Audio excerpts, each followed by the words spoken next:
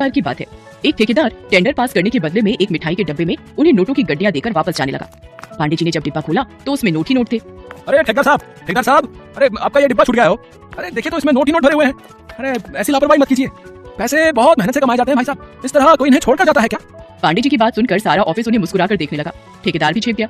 अब वो कैसे कहता कि ये तो टेंडर पास करने के लिए घूस के पैसे हैं। वैसे वो ये कह भी देता तो हमारे पांडे जी उन पैसों को हाथ तक नहीं लगाते, क्योंकि उन्हें लगता था कि ईमानदारी से बढ़कर कोई पूंजी नहीं होती। बहरहाल लगभग 40 साल के हो चुके हमारे पांडे जी इन दिनों बहुत परेशान से हैं। असल में उनकी शादी तय हो गई है। उनकी पत्नी ऐश्वर्या इतनी सुंदर है कि हमारे पांडे जी को तो एक सप्ताह विश्वास ही नहीं हुआ कि इतनी सुंदर लड़की उनकी पत्नी बनने वाली है। पांडे जी ऐश्वर्या की तस्वीर देख रहे हैं। हम दोनों का कोई मेल ही नहीं है। ये इतनी लंबी और मैं ठीक ना सा, ये दूध सी गोरी और मैं च्यवनप्राश सा। शादी के पहले मुझे कुछ ना कुछ करना पड़ेगा ताकि लोग मेरा मजाक न उड़ाएं। फिर तो पांडे जी ने हर दिन पार्क जाकर लंबा होने की कोशिश शुरू कर दी।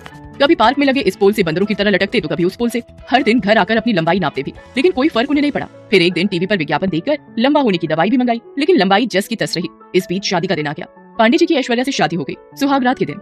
आप बहुत ही खूबसूरत हैं, आपके आगे मैं कुछ भी नहीं, लेकिन मैं इतना वादा आपसे करता हूँ कि मैं प्यार आपसे कहीं ज्यादा करूंगा। एक लड़की को और क्या चाहिए पांडे जी। ऐश्वर्या पांडे जी को बहुत प्यार करती थी, लेकिन पांडे जी हमेशा खुद को कम समझते और उन्हें लगता कि ऐश्वर्या उन्हें उतना प्यार नहीं करती। इधर पांडे जी के मोहल्ले के लड़के पांडे जी के ऑफिस जाने के बाद उनकी बीवी को डांटते। एक दिन जब वो ऑफिस से लौटे तो उन्होंने देखा कि उनकी पत्नी बालकनी में कपड़े उठा रही है और कुछ छिछोरे किस्म के लड़के उसे घूर रहे हैं। तुम लोग यहाँ क्या कर रहे हो? जब भी मैं देखता हूँ तुम लोग मेरी बालकनी की तरफ ही घूरते रहते हो। अब घूरने पर सरकार ने बैन तो नहीं लगाया ना? वो तो ठीक है, लेकिन तुम लोग मेरी बीवी को घूरते हो, ये अच्छी बात नहीं है।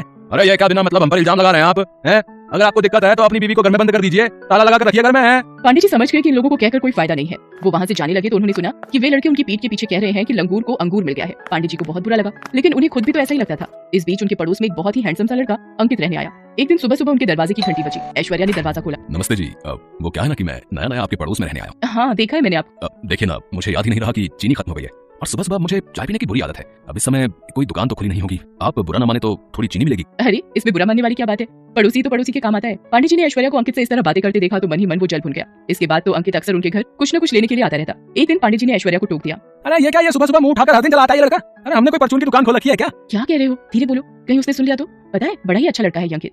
तुम जब घर में नहीं होते हो और मुझे किसी चीज की जरूरत हो तो ये तुरंत ला देता है। सच में ऐसे लड़के आजकल होते कहाँ हैं? अच्छा, ये मेरे गैर हाजिरी में भी आता है क्या? है? हाँ कई बार। कोई दिक्कत है क्या? नहीं, क्या दिक्कत होगी? कोई दिक्कत नहीं हमें। अब पांडे जी अपनी पत्नी से क्या कहते कि अंकित से तुम्हारा इस तरह बातचीत करना घुलना मिलना ठीक नहीं है। अगर वो ऐश्वर्या से कहते तो वो बुरा भी मान सकती थी। उन्होंने कुछ नहीं कहा, लेकिन उस दिन के बाद उनके अंदर अंकित की तरह गोरा और स्मार्ट दिखने की तलब जग गई। वे 9,000 रुपए का गोरा होने का प्रोडक्ट घर ले आए। अरे ये इतना सारा क्या ले आए, कहीं सेल में मिल गया क्या? अरे नहीं, कोई सेल में नहीं मिला है। ऐश्वर्या ने पैकेट खोलकर देखा तो उसमें गोरा करने वाली कई क्रीम और पता नहीं क्या क्या उसमें मिले। अरे इतनी सारी क्रीम क्यों ले आए? आपको पता है मैं ये सब नहीं लगाती। ये सब तुम्हारे लिए नहीं है, ये मेरे लिए है। हाँ। पांडे जी को लगता था कि ऐश्वर्या का झुकाव धीरे धीरे अंकित की तरफ हो रहा है। उन्हें ये भी लगता था कि अगर वो अंकित की तरह गोरा दिखेंगे तो उनकी पत्नी उन्हें बहुत प्यार करेगी। एक दिन जब शाम को पांडे जी ऑफिस से लौट रहे थे तो उन्हें मार्केट में ऐश्वर्या अंकित के साथ दिखी। दोनों खूब हंस कर बातें कर रहे थे। उन्हें इस तरह देखकर पांडे जी को बहुत बुरा लगा। वो घर आ गए। थोड़ी देर बाद ऐश्वर्या भी अंकित के साथ घर लौटी। अरे आप कब आए? पता है अंकित ना बहुत ही मजाक किया है, पूरे रास्ते मुझे हंसाता हुआ लाया है। तुम अंकित के साथ कहीं गई थी क्या? अरे नहीं, मैं तो मार्केट गई थी, मुझे कुछ जरूरी चीज लेनी थी। अंकित मुझे रास्ते में ही मिल गया। भाभी जी अब मैं चलता हूँ। अरे नहीं, चाय तो पी लो, अभी मैं तुम्हारी फेवरेट अदरक वाली चाय बनाती। तुम्हारी फेवरेट अदरक वाली चाय, ये शब्द बार बार पांडे जी के दिमाग में घूम रहे थे। उन्हें अब तक तो शक था, लेकिन अब पूरा यकीन हो गया था कि ऐश्वर्या और अंकित का कुछ चल रहा है। वो ये भी सोच रहे थे कि 2 दिन बाद उनका बर्थडे है। ये बात उनकी पत्नी भूल गई है, लेकिन अंकित का फेवरेट उसे याद है। पांडे जी ऐश्वर्या को बहुत प्यार करते थे, लेकिन उन्हें लगता था कि वो अंकित को प्यार करती है। तब उन्होंने एक बहुत बड़ा निर्णय ले लिया। उनको तो हमेशा से लगता ही था कि वो ऐश्वर्या के लिए फिट नहीं है, इसलिए उन्होंने ऐश्वर्या और अंकित की जिंदगी से दूर जाने का फैसला किया। उन्होंने उस घर को छोड़ दिया और निकल गए। चिंता परेशानी टेंशन में भरे हमारे पांडे जी सड़क पर चले जा रहे थे, तभी उन्हें कुछ लोगों का शोर सुनाई। अरे भागो, अरे एक सांड पागल हो गया है, वो लोगों को घायल करता हुआ इधर आ रहा है। अरे भाई साहब भागो। पांडे जी ने देखा कि सचमुच एक सांड उनकी ओर ही भाग रहा था। वो जब तक कहीं भागते उस सांड ने उन्हें बुरी तरह घायल कर दिया। वे बेहोश हो गए। वो तो लोगों ने उस सांड को भगाया, नहीं तो पांडे जी का बचना मुश्किल था। जब उन्हें होश आया तो उनके पूरे शरीर पर पट्टियां बंधी हुई थी और वे अस्पताल में थे। ये मुझे अस्पताल कौन ले आया? अरे मैं मर क्यों नहीं गया? अब क्या फायदा है जिंदा रहकर? भगवान ने बहुत सारी कमियां मुझ में दी, लेकिन मैंने कभी कोई शिकायत नहीं की। लेकिन जिससे मैं प्यार करता था, जिस बीवी के साथ पूरा जीवन बिताने की सोचता था, वो किसी और के साथ। ये सब सोचकर पांडे जी फिर से रोने लगे। तभी वहाँ पर उन्हें ऐश्वर्या दिखी, जो डॉक्टर से बात कर रही थी। पांडे जी को बहुत आश्चर्य हुआ कि वो यहाँ क्या कर रही है। तभी ऐश्वर्या उनके पास आई। मैं आपसे बहुत नाराज हूँ, आप अपना ध्यान बिल्कुल नहीं रखते। अगर आपको कुछ हो जाता तो मेरा क्या होता? आपको पता नहीं मैं आपको कितना प्यार करती हूँ। ये कहकर ऐश्वर्या पांडे जी के गले लगकर रोने लगी। तभी वहाँ पर डॉक्टर साहब भी आ गए। अब कैसा फील कर रहे हैं आप? पता है आपकी बीवी बहुत बहादुर है। उस दिन जब आप घायल हो गए थे तो ये अकेली ही आपको यहाँ लेकर आई। आपको ब्लड चढ़ाने की जरूरत थी, आपकी पत्नी ने ही ब्लड दिया। जब तक आपकी हालत नहीं सुधरी, ये बेचारी आपकी बगल में ही बैठी रही। पांडे जी ऐश्वर्या के बारे में क्या क्या सोच रहे थे और वो क्या निकली, ये सब सोचकर पांडे जी की आंखें भर आईं। बातों बातों में उन्हें पता लगा कि ऐश्वर्या पांडे जी को उनके आने वाले बर्थडे पर उनकी पसंद का शर्ट सरप्राइज में देना चाहती थी। और वो उस दिन हॉस्टल से एक लड़की बाहर निकलती है। उसके सैंडल की खटखट की आवाज से वो सन्नाटा टूटता है। बाहर उसके इंतजार में एक आदमी अपनी बड़ी और लंबी सी कार में बैठा हुआ है। वो उसकी कार के पास जाती है और उसके शीशे पर नॉक करती है। शीशा खुलता है। लड़की अंदर बैठे शख्स से पूछती है, दिवाकर मित्तर। अंदर बैठा आदमी सहमति में अपना सिर हिलाता है। फिर वो लड़की जिसका नाम शोभा था वो उसकी गाड़ी में उसकी बगल वाली सीट पर बैठ जाती है। दिवाकर मित्तर उसके चेहरे की ओर मुस्कुराकर देखता है और कहता है, जैसा सुना था वैसी ही हो तुम, बहुत तीखी, लाल मिर्च की तरह। दिवाकर मित्तल के पैर कार के एक्सीलेटर पर जाते हैं और पल भर में कार हवा से बातें करने लगती है। थोड़ी देर बाद वो कार शहर के एक सबसे बड़े 5 स्टार होटल में प्रवेश करती है। दिवाकर मित्तल पार्किंग में अपनी कार लगाता है और होटल के रिसेप्शन पर जाता है और अपनी प्री बुकिंग के बारे में बताता है। दिवाकर अपने रूम की चाबी लेता है और शोभा के साथ उस कमरे में जाता है। दिवाकर दरवाजा बंद करता है और शोभा से पूछता है, कुछ लोगी तुम पीने या खाने में? आप जो भी मंगा लीजिए। दिवाकर होटल के कमरे में लगे फोन से रिसेप्शन पर कॉल करके अपना ऑर्डर देता है। थोड़ी देर में वेटर ऑर्डर लेकर आ जाता है। वे दोनों खाने के साथ साथ थोड़ा थोड़ा पीते भी हैं और फिर दिवाकर और शोभा एक दूसरे में खो जाते हैं। सुबह जब शोभा की नींद खुलती है तो दिवाकर वहां नहीं होता है। उसके तकिए के नीचे नोटों की गड्डी रखी होती है। वो गड्डी को उठाती है, फिर होटल के बाहर आती है। बाहर आकर वो एक कैब बुक करती है और उसमें बैठकर गर्ल्स हॉस्टल की ओर निकल जाती है। कैब वाला बीच बीच में उसे घूरकर देखता है तो शोभा को गुस्सा आ जाता है। क्या देख रहे हो, क्या देख रहे हो, बार बार पीछे मुड़कर? आगे देखकर गाड़ी चलाओ, नहीं तो अभी तेरी कंपनी में फोन करूंगी, फिर सारा घूरना निकल जाएगा। कैब वाला शोभा की बातों से डर गया। शोभा कैब की खिड़की से बाहर देखती हुई जा रही थी और मन ही मन खुद से बातें कर रही थी। सब कुछ कितना फेक है ना यहाँ, सब कुछ। कौन आदमी कौन सा चेहरा लगाए घूम रहा है किसी को पता नहीं है। मैं भी तो पिछले कई महीनों से एक नकली चेहरा लगाए घूम रही हूँ। सच कहूं तो घिन आती है मुझे उस चेहरे से, दम घुटता है मेरा। लेकिन अब इस चेहरे के बिना मैं रह भी तो नहीं सकती। ये कहानी है जमालपुर की रहने वाली शोभा की। शोभा शहर के एक हॉस्टल में रहती है और इंजीनियरिंग की पढ़ाई कर रही है। वो 8 महीने पहले ही शहर आई है। शोभा के पिता दीनदयाल उसे बहुत प्यार करते हैं। उसे अभी याद है जब वो ट्रेन में बैठकर शहर आ रही थी तो। क्या बाबा, आप इस तरह बच्चों की तरह रोएंगे तो मैं शहर कैसे जाऊंगी? क्या कहूँ शोभा, 5 बरस की थी तू जब तेरी अम्मा तुझे गोद में डालकर हमेशा के लिए हम सबको छोड़कर चली गई। तब से तुझे ही देखकर जिया है। जानती हूँ बाबा। सोचा था कि एक बार ही तुझे विदा करूंगा जब तेरी शादी होगी, लेकिन शादी के पहले ही। ये कहकर दीनदयाल शोभा को गले लगाकर फिर से फूट फूट कर रोने लगा।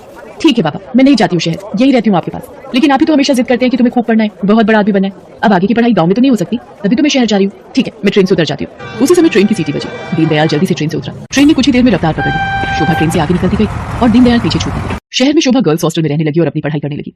उसकी रूम पार्टनर थी रेखा। रेखा का बैकग्राउंड भी शोभा की तरह ही था। उसके पिता नहीं थे। उसकी माँ दूसरों के खेतों में काम करती थी। बहुत कठिनाई से गुजर बसर होता था। एक दिन की बात है, शोभा कमरे की सफाई कर रही थी तो उसे रेखा के तकिए के नीचे से नोटों की गड्डी मिली।